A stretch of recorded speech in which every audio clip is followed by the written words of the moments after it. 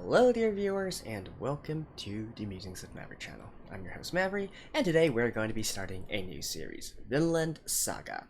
So, for those of you who are new here, just to let you guys get a quick understanding of what my channel is about, so typically I like to structure my videos into 3 different parts. The first part would be my introduction to the anime or a recap of the last episode. The middle part would be my blind reactions, and then finally I will follow it up with a discussion session or review section, or as I like to call it, my musings, if you will, of the episode at hand.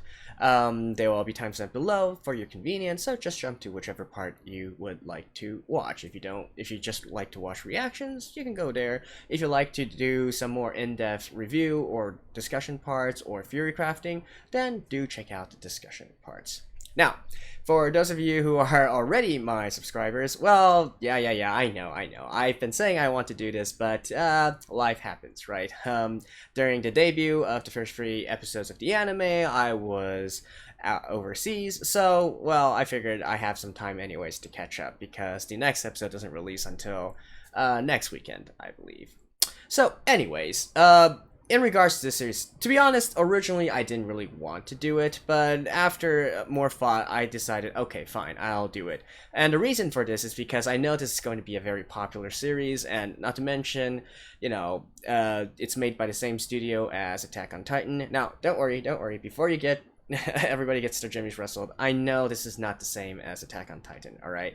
I'm just saying that because of its, you know, its action is made by the same studio and whatnot, and it's a very hyped anime, right? So there's bound to be a lot of people doing videos on this, which I just felt, which I don't really need to go and make another one, if you will.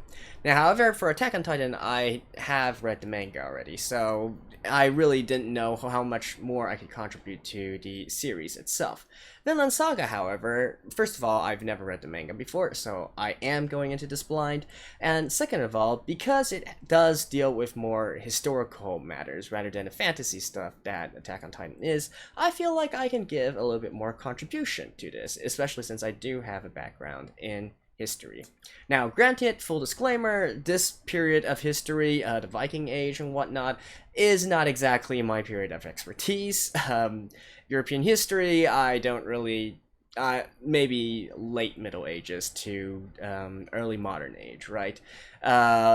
Vikings are generally something like, I don't know, like about 600 to 1200 AD, something like that, give or take. So not exactly quite the stuff that I know, but I do have some basic understandings of it.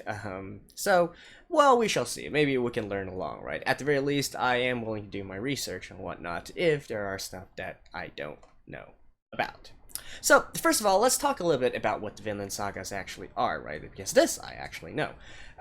So, the Vikings, or the Norse, if you will, they have this tradition of going out and adventuring and exploring, right? Or go Viking, if you will, which is going on a raid, right? And, you know, I feel like these kind of go hand in hand. There are seafaring kind of people, and they like to do long explorations to find plunder and loot, and also more suitable areas where they can gather goods and riches, right? And potentially farmland as well. They were farmers, actually, not just entirely raiders.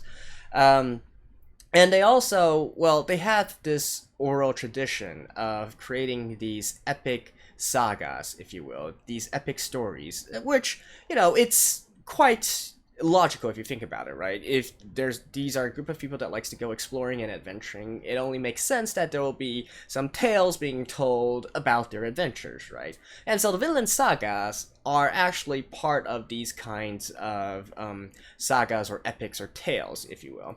Now, what's interesting about the Vinland Saga is that, first of all, when it was written down, it was actually talking about a period of time, maybe 200 or 300 years before it was actually written down, right? I believe the Vinland Saga dealt with the time period around 1000 AD, and then it was actually written down in written text, if you will, in around 1200, 300 AD. So, you know, 200-300 years where it was only passed down orally through oral tradition, through stories, and then only later on it was recorded. So there's bound to be some some inaccuracies within it, right? Not to mention that even in the original part, we don't know how much of the tales are exaggerated.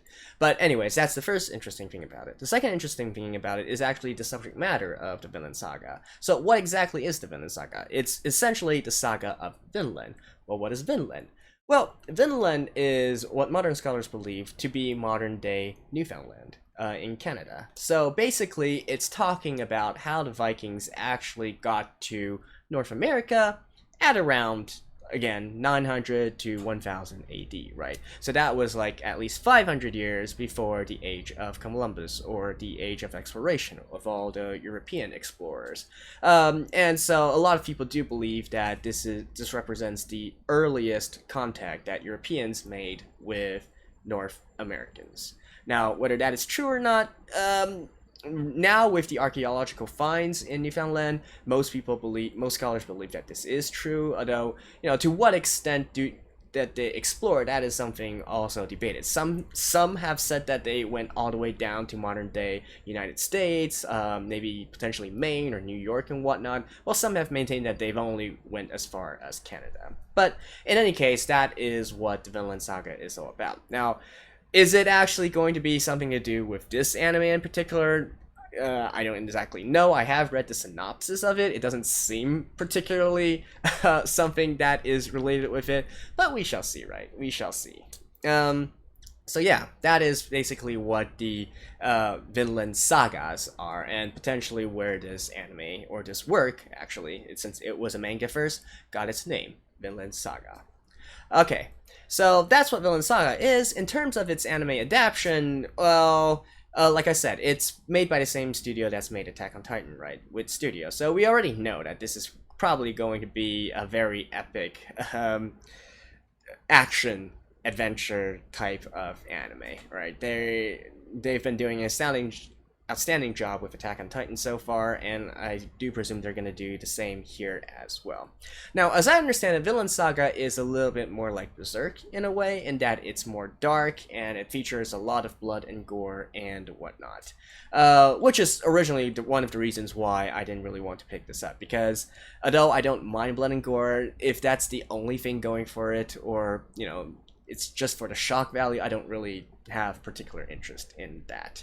But what I have read about the manga is that they actually feature a lot of different tactics and strategies as well, and so that got me thinking, okay, maybe this is a more interesting work than I thought. And like I said before, since it's based on history, I kind of feel obliged to watch this. So here we go. And now let's just see if the first episode is any good. Alrighty, so let's begin in 3, 2, 1, play.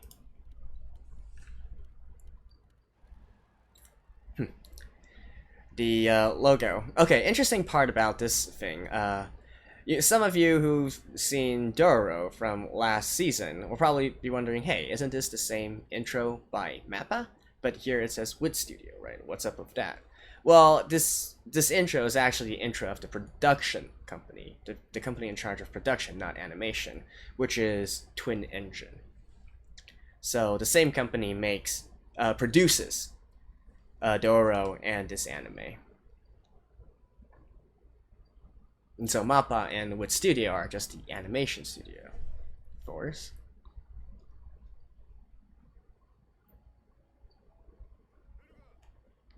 Okay, instantly, you can already see this is a really beautifully drawn anime.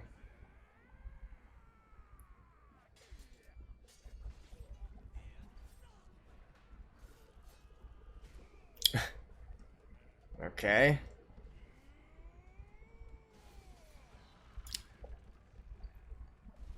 Yeah, like I said, blood and gore everywhere. Oh, nice. I like the depiction of their armor and weapons. This is actually quite accurate.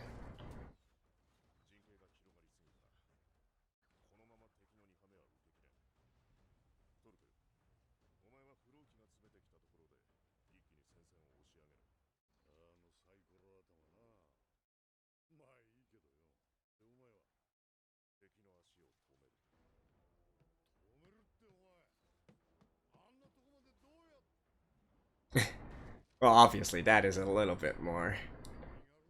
Um, Artistic license. Okay.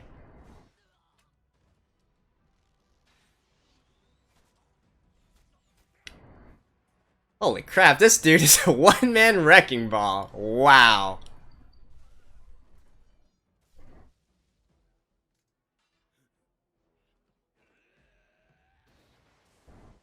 A two-handed sword? I mean, a two-handed axe, really?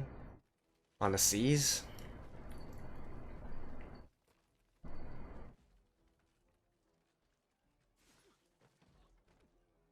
See, that's what you get for not using a shield. Oh.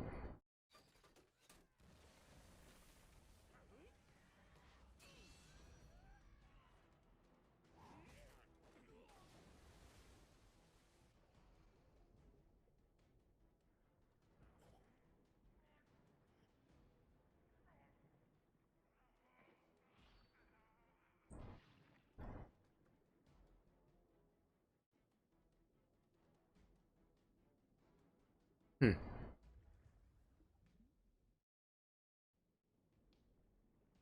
Seems to be the appropriate length as well. The one-handed swords, arming swords.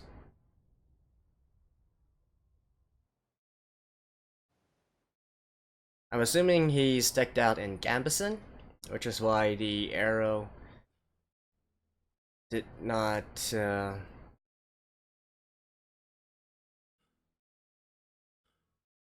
harm him that much.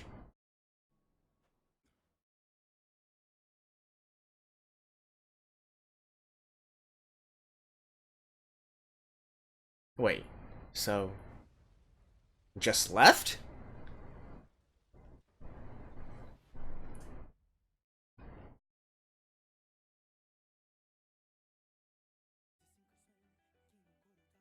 Okay. Opening song first.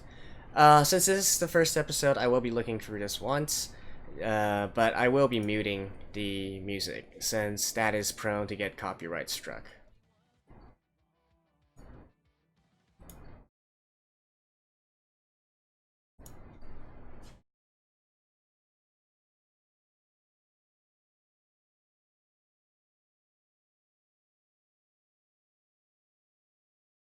Survive, set the profit. I'm assuming this is a J-Rock band.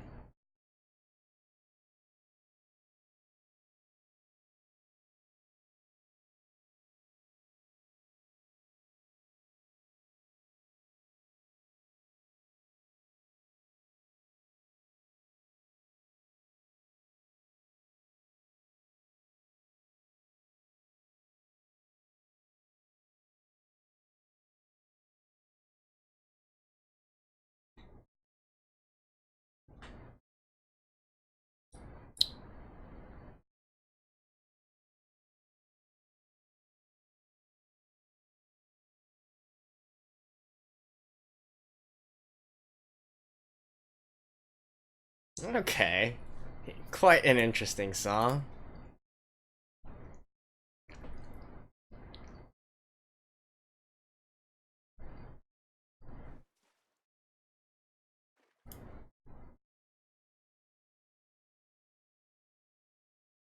Somewhere not here.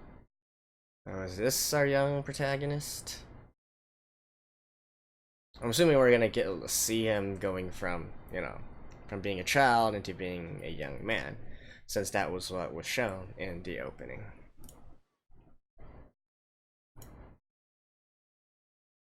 Yeah, around the year 1000, Iceland.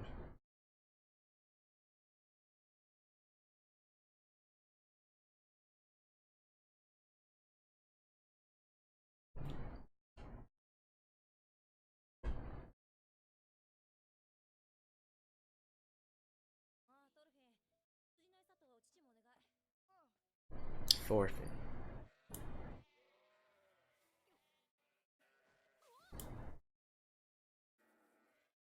Yeah.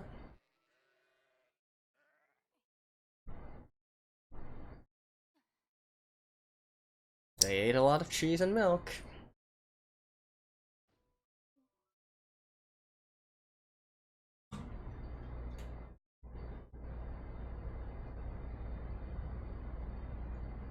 In Iceland, though. Okay, that's interesting.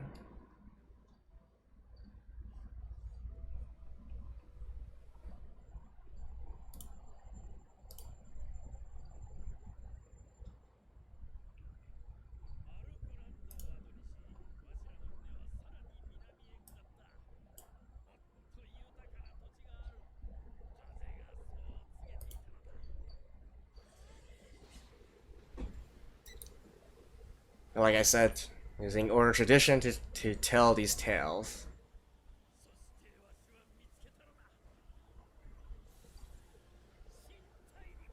Vinland? Okay.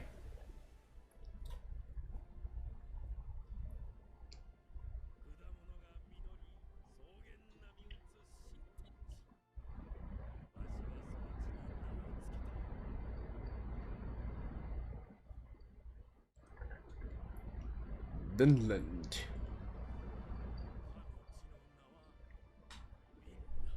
Okay.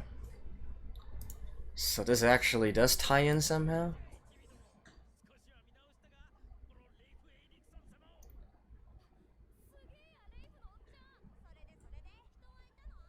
Leif Erikson. Is that the guy who discovered Vinland?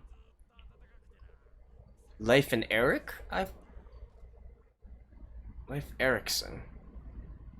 I feel like it might be. Yeah, it might be him. Yeah. Yeah. It's him. It's him. Became friends?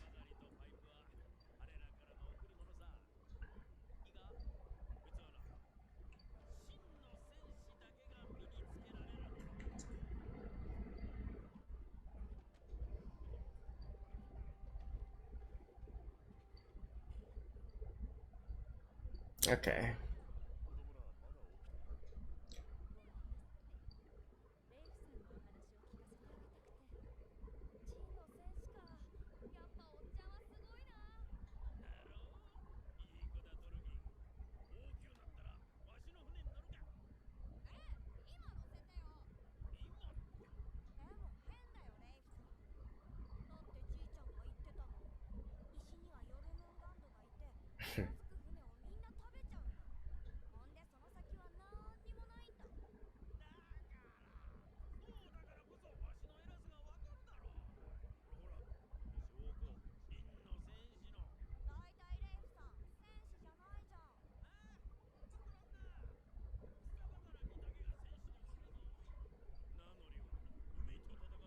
I mean, in the end, they did end up fighting the natives as well.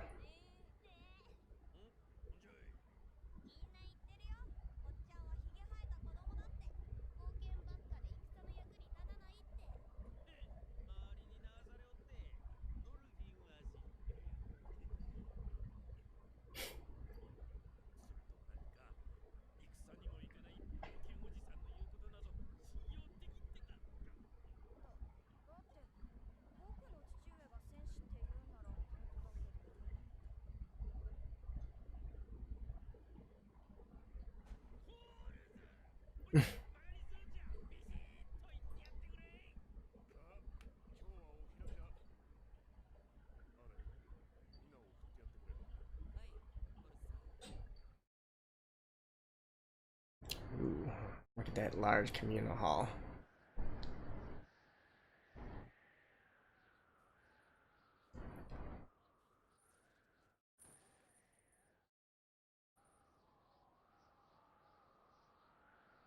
What's up with this dude?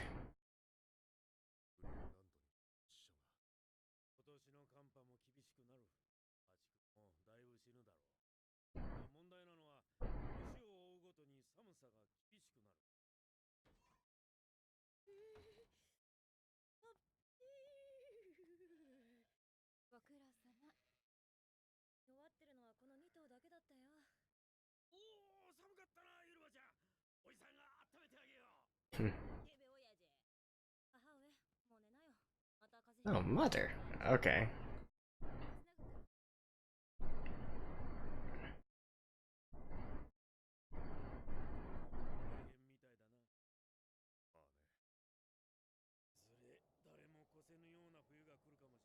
Yeah, they're drinking out of the horns. Interesting. Well, okay, we'll mention that if it does come.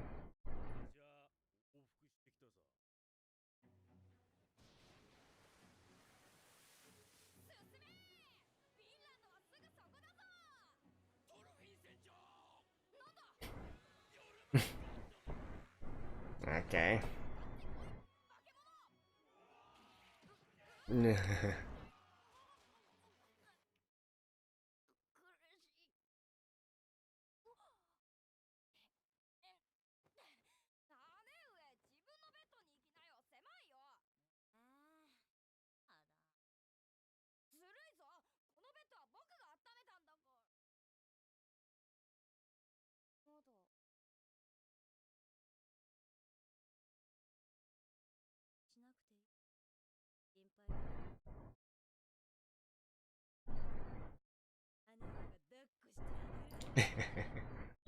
Okay.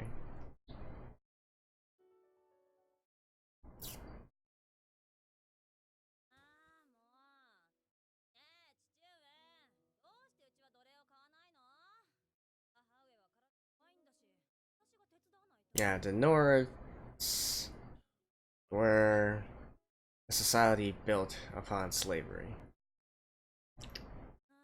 which later changed with the introduction of Christianity.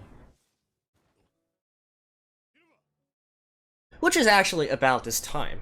So I wonder if this is a Christian family.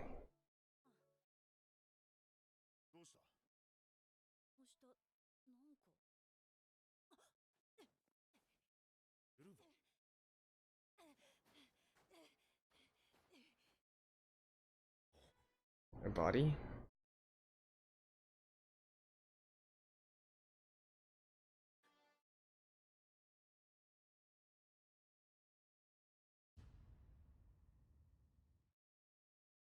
Okay, a slave. And was that the guy? It was. I guess that's the dude that was running in the snow.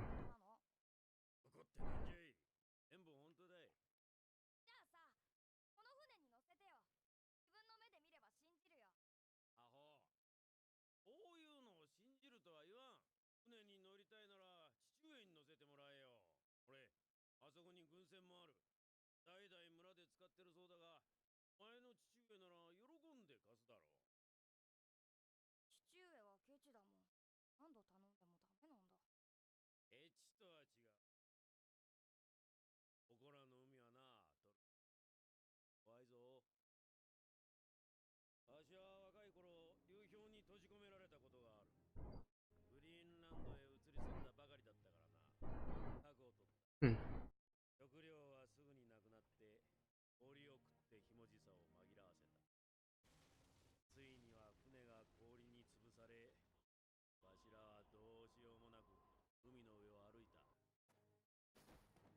And that's a miracle you guys aren't dead.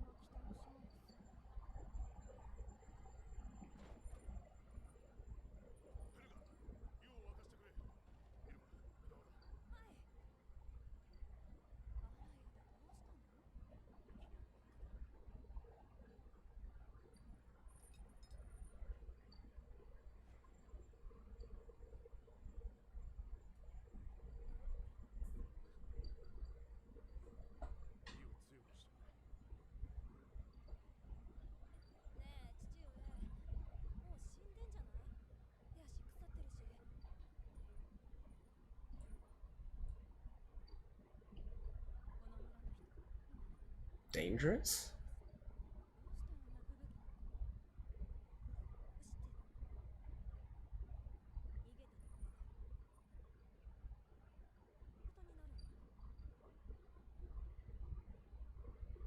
Mm.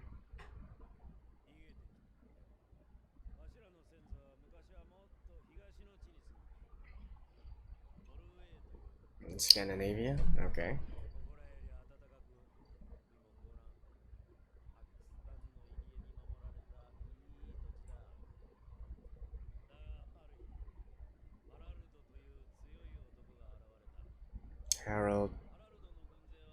Which Harold? Harold Bluetooth?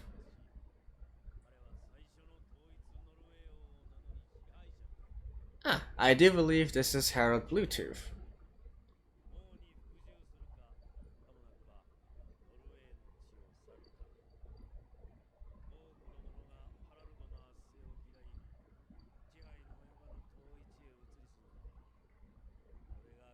Was it Harold Bluetooth?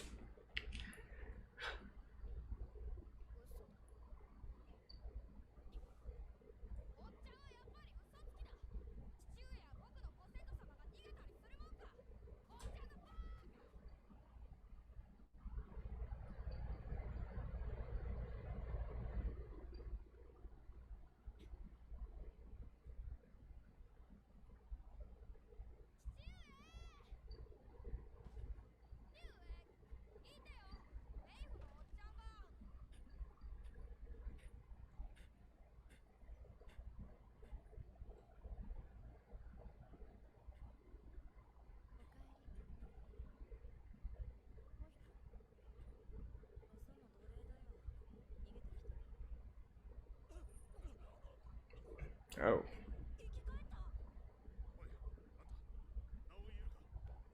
Probably saved by the cold.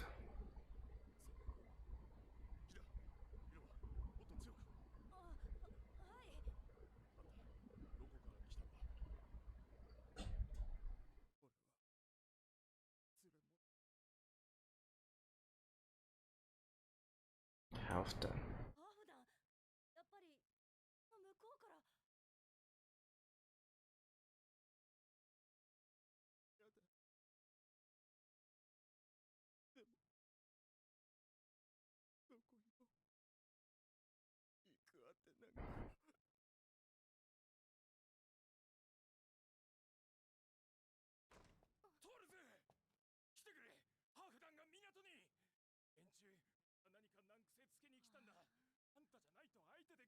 Okay. Dang.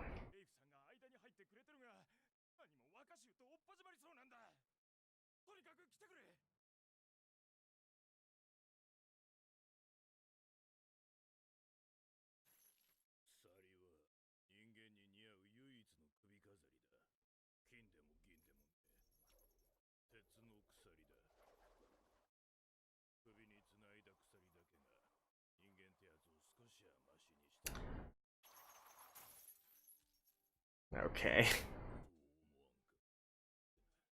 Now, as I was just saying, right, in regards to slavery within the Norse people, so one of the factors that contributed to them uh, starting to not use slavery anymore would be their adoption of Christianity.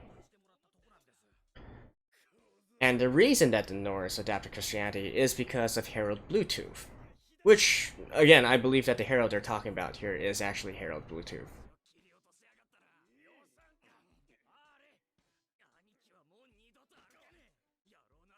And yes, the technology Bluetooth is named after that king.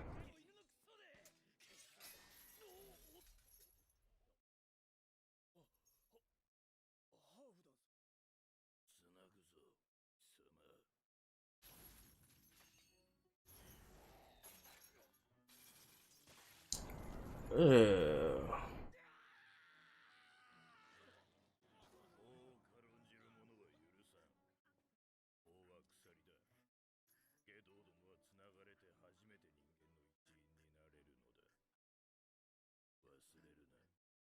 Holy sh...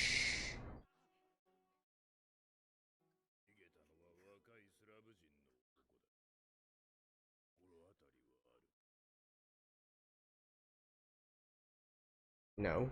No. Just say no. This dude is trouble.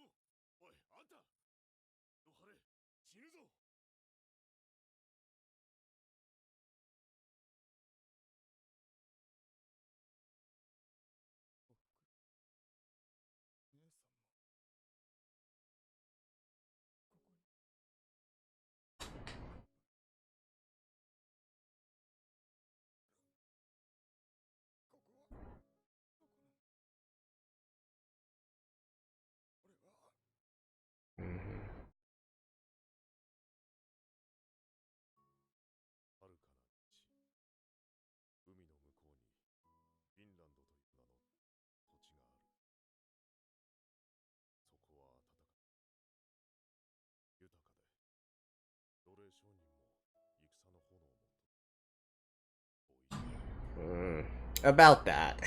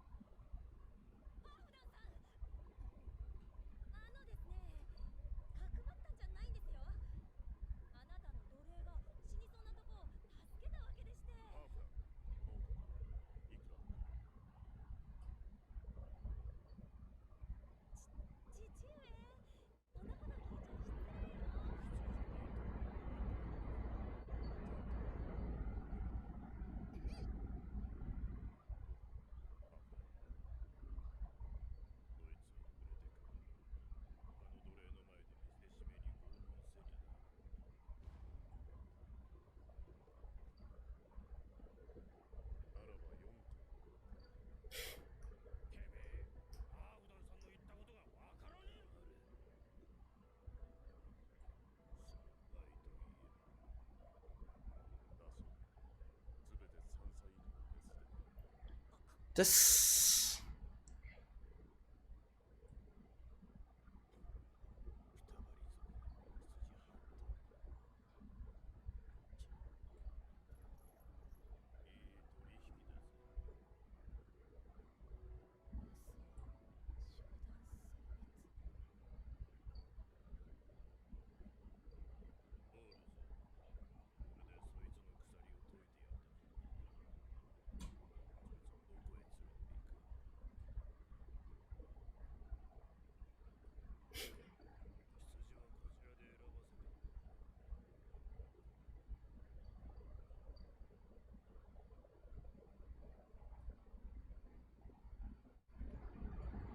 Well, if anything.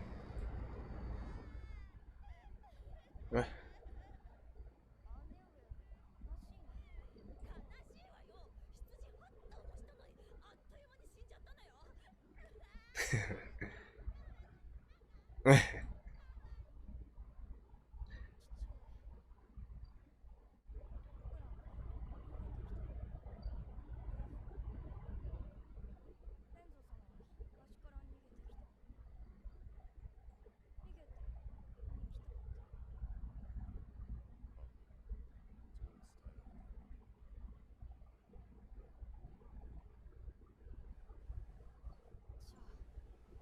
Call it a strategic retreat.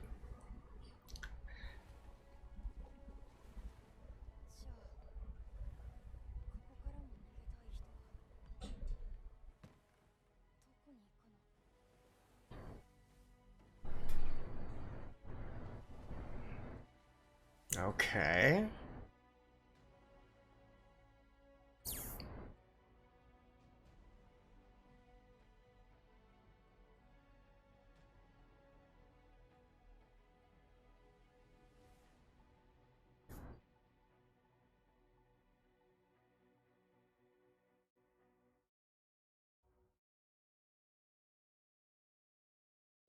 What?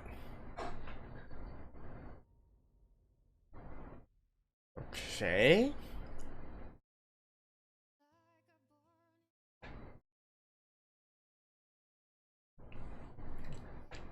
English? Yeah, alright.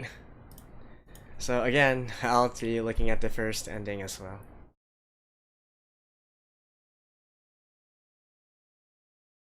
This sounds like Eimer.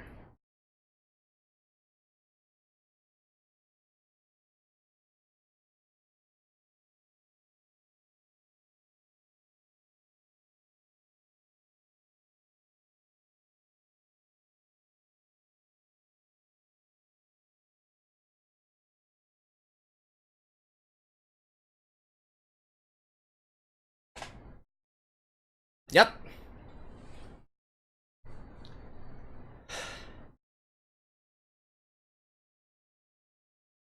Dang.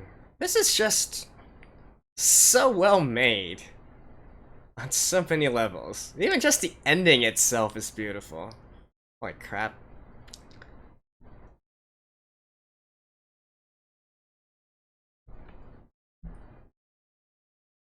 Look at those waves.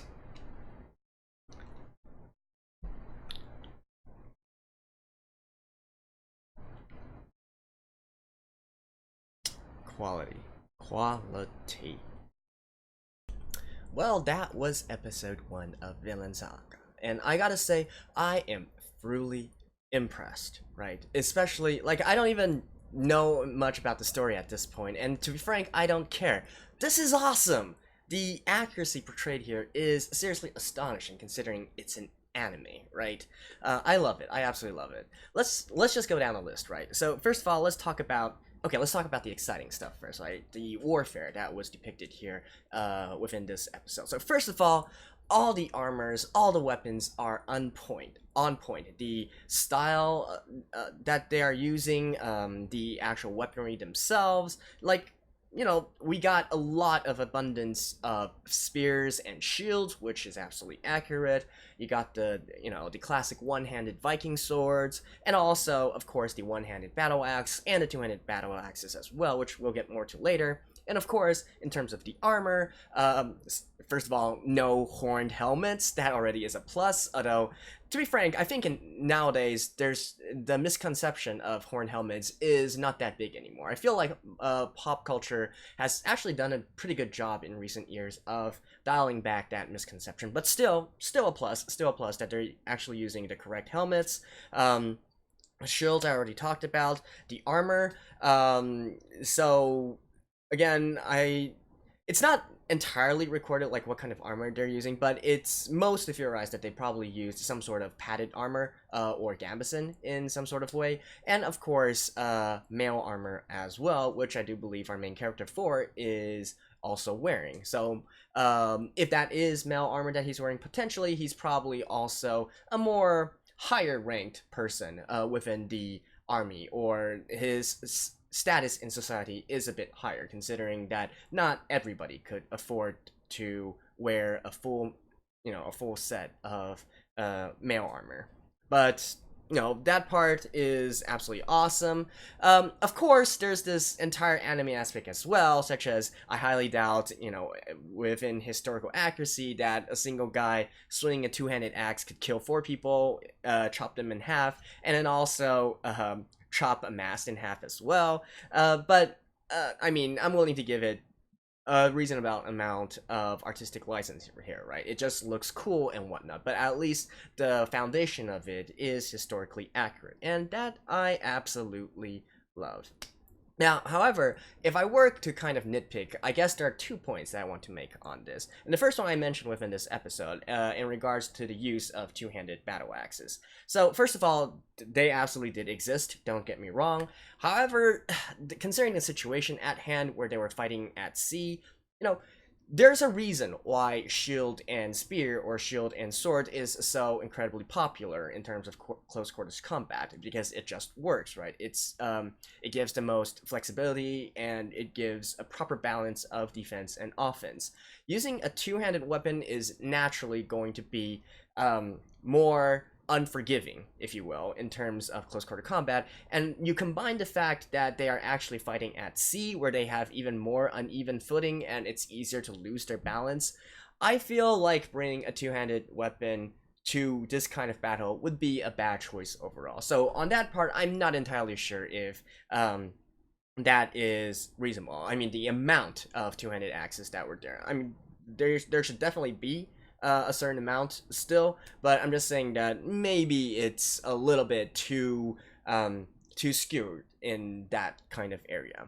With that said, however, as I said, it's entirely reasonable to say that they will bring two-handed battle axes to battles at sea, and indeed, in lots of depictions from paintings and whatnot of the Vikings of that era, and naval battles of that era, they do also portray the Vikings as using this kind of two-handed battle axe. So I can't really say it's wrong. It's just that I feel like the amount would be considerably lower than what we saw depicted here, if you will. But then again, it's not entirely clear because we don't exactly have exact evidence as to how they would fight here, at least to the extent of my knowledge anyways. So that's one part. And the second part, I guess I kind of want to nitpick, is also in the size of the axe head for the battle axes, both in the one-handed battle axes and the two-handed battle axes. I feel like their axe heads are still a little bit too large to be historically accurate, but that is really a nitpick, right? Other than that, you know, I love the depictions, and like I said, just the prominent use of spears is making me very happy here. And not just in warfare as well, right? And also the depiction of, you know, Viking culture and how they live and whatnot. First of all, I absolutely love that they depicted them with their agricultural roots, right? You know, Vikings, contrary to popular belief, don't really just go on raids all the time to get their goods that they need, right? They have a strong agricultural background, they raise crops, they raise sheep and whatnot, which again is portrayed here fairly reasonably well in the terms of the tools that they use and whatnot. You know, we got the classic Viking longhouse also depicted here, and again, everything inside it seems historically accurate to me. You got the big middle fire going on there with lots of wooden benches lining the sides. You even got the looms there, and the beds I assume are lined with you know, sheep wool, are lined with wool as well. So overall, just great, right? You look at that scene, and I feel like you can literally believe that you're looking at a sort of a reenactment scene, if you will, of Viking culture during that age. So absolutely love that part as well. And also, I guess maybe we should talk a little bit more about the culture that they had as well, especially in terms of slavery. But before that, I want to also touch on some of the characters that appeared here, because indeed, not only do they have these fictional characters, right, our protagonists and whatnot, but they also have or reference a fair amount of, you know, historical characters as well. So first of all, that old man, Leif Erikson, you know, I was thinking that his name sounded kind of familiar, and indeed that is the person that the Vinland Sagas are about, right? He is the explorer adventurer who made the landing into Newfoundland, into North America, and so the Vinland Sagas are really talking about his adventures there in North America.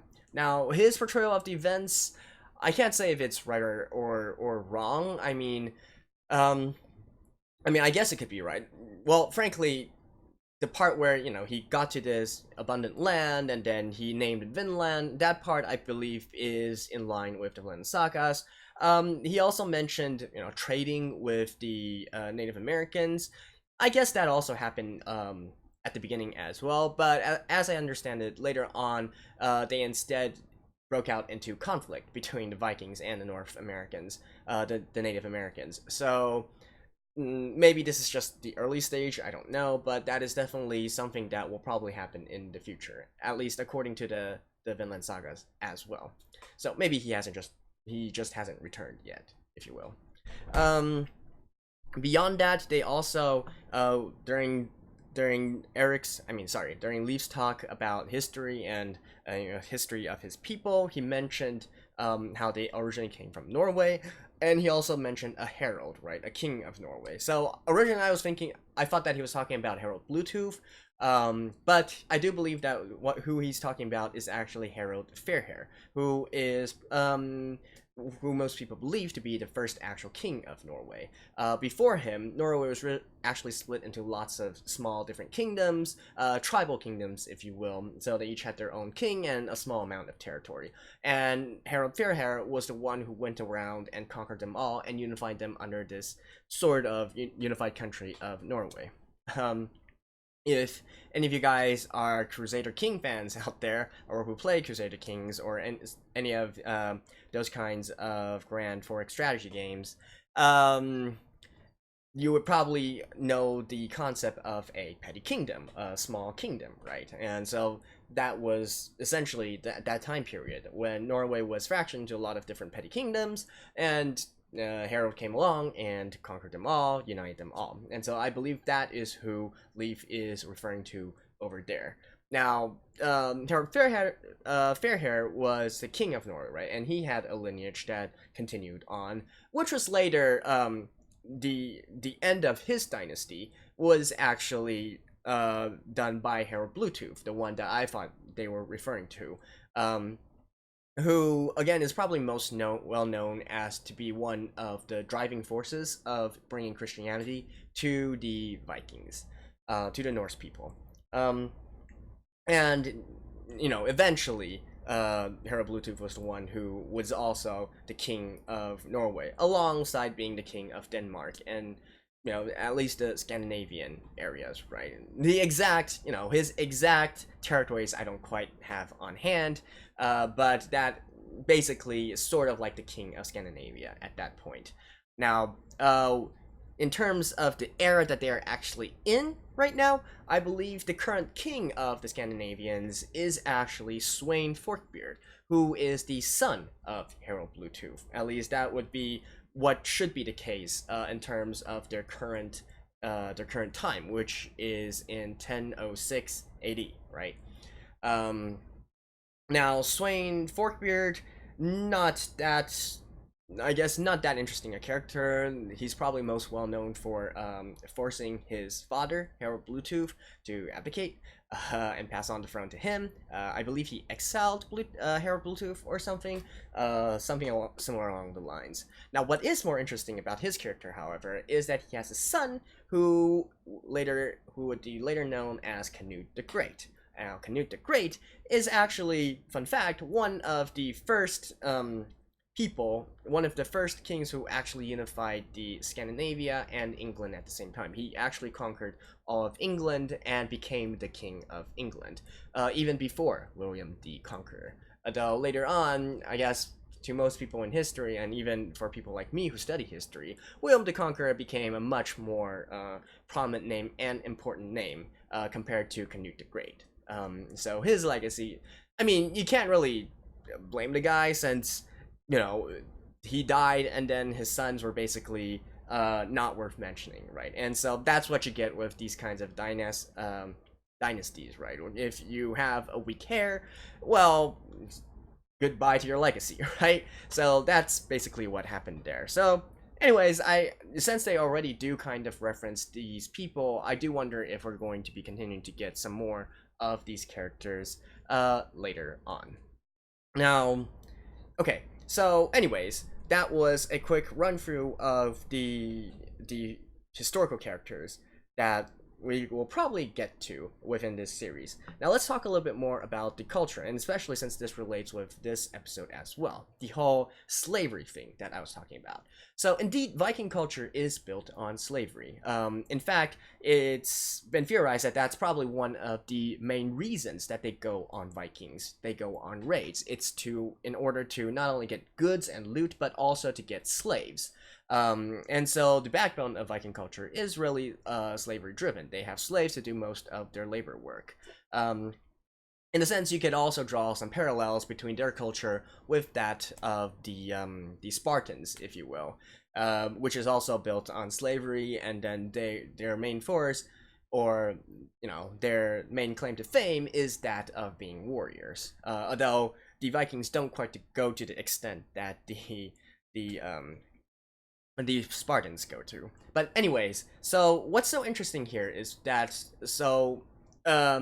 slavery is a backbone of Viking culture, right? But here, at least, we can see that currently the father, Thors, he doesn't really approve of slavery, right? He says that it's not something that he does. So I'm actually thinking that maybe this is because he has already converted to Christianity, which some people theorize is the reason why the Vikings eventually died out, at least the culture of doing Vikings, of doing raids to other places. Because one of the theories put forth was that since Christianity frowns upon the concept of slavery, Viking culture gradually shifted into one disapproving of slavery as well. And if you don't need slavery and you already have an agricultural base anyways, why do you want to continue going on raids, right? So if you don't really need to go on raids to gather slaves anymore to form the backbone of your economy and your social structure and whatnot. So that's why it's actually one of the reasons being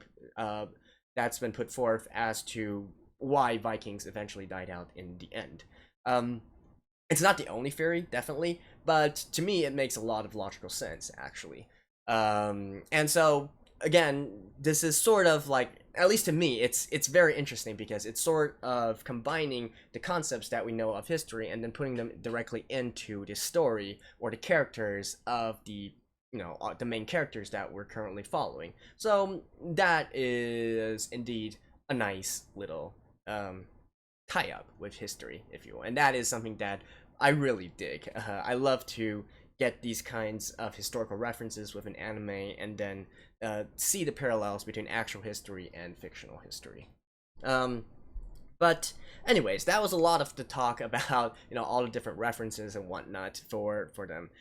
So what about in terms of the actual story, right? Honestly, I can't really say much about the story at this point. I do know, because I read the synopsis, that this is eventually going to turn into a revenge story with the son. Now, I'm not really sure how that's going to go. I do theorize right now, however, because it seems from the opening scene, the opening battle, that Thor's, I believe he deserted the battle? He fled from the battle? Question mark? Because it seems that, he fell into the water, right? And then he killed a guy who was chasing him, got onto shore, but he went back to shore, and I'm not quite sure, but perhaps he later on just deserted the battle and just ran away, especially since this first episode they make this whole case about running away and how, oh, my father would never run away, this kind of thing, right? So that's definitely an angle that I feel they are sort of hinting at for what's going to happen. And so if that is the case, then I'm guessing that probably his past is going to catch up to him, and which will lead to his demise and eventually to his son taking up the mantle of revenging his father, if you will. So that's how I theorize this story is going to go anyways. But like I said, to be honest, I don't even care that much. I just feel blessed that there is a good historical anime here that is not complete, it's not too over the walls, right? Obviously, like I said, there are some artistic license being taken here, there are some liberties being taken here, but at least the core of it is rooted in lots of solid historical fact. So that is definitely a 2 thumbs up from me.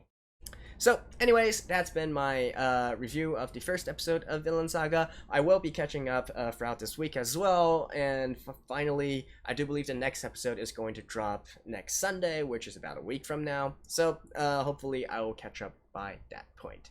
I'll see you guys in episode 2, so stay tuned and don't go anywhere. This is Maverick signing off.